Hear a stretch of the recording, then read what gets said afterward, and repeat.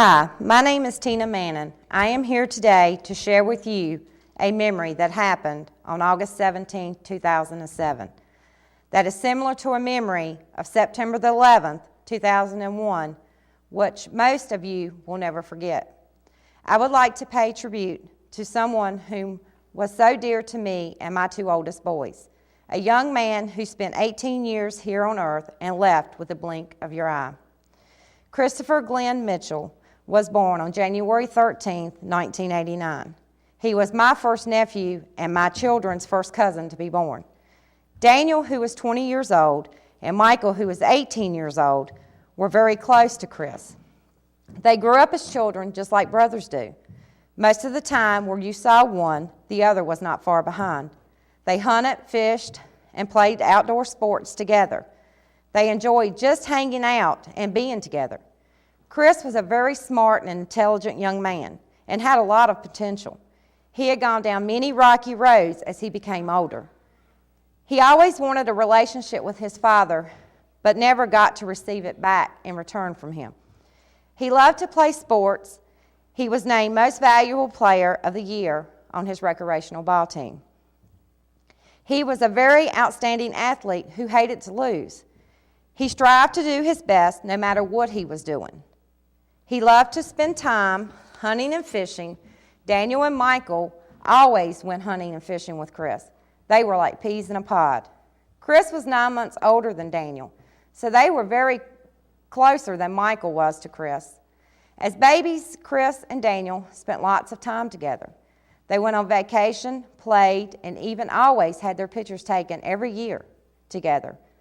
Both boys have lots of memories of what time they spent with Chris. Then 18 years into their lives of growing up together and being close, an accident occurred on August the 7th, 2007. It was a weekend that the boys had planned a camping trip at Salt House in Farron, Virginia.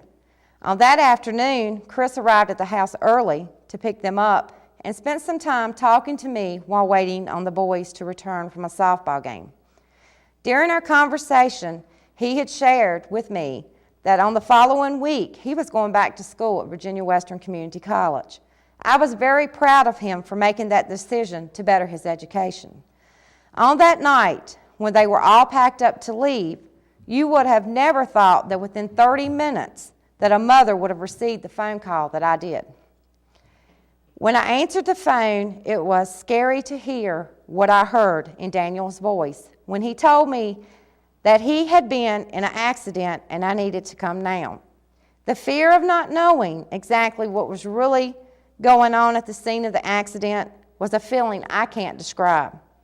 When I arrived at the scene and found Daniel, I could tell he had been traumatized by what he had witnessed. Michael, on the other hand, was in the ambulance heading to the hospital.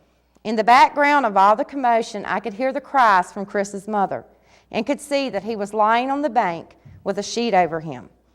On the way to the hospital, Daniel told me that he had held Chris in his arms until he took his last breath, and that the lady in the other vehicle had sat with him and prayed together with them. The thought of what Chris's mother felt made me feel guilty that my children were fine. But in another sense, I was sure that my children had a guardian angel with them during this accident. To see what I saw when arriving at the scene, I would have never thought that my boys would have been alive. Even after the accident, my children, whom are so dear to me, had a lot to step up to for the next few days and for the rest of their lives. There was the funeral, which was the hardest part of all. To experience this with my children and to see the hurt was hard for me to grasp. There was many sleepless nights that followed all of this happening. There were moments where the children would cry, and me as a mom didn't know exactly what to say to make things better. As months passed, the boys began to open up and talk more about the whole accident. Just sitting and listening and being scared to ask any questions, I could only imagine that this was going to be hard for them to ever overcome. Chris was a very important person to my children. He wasn't just their cousin, he was a friend and like a brother to them.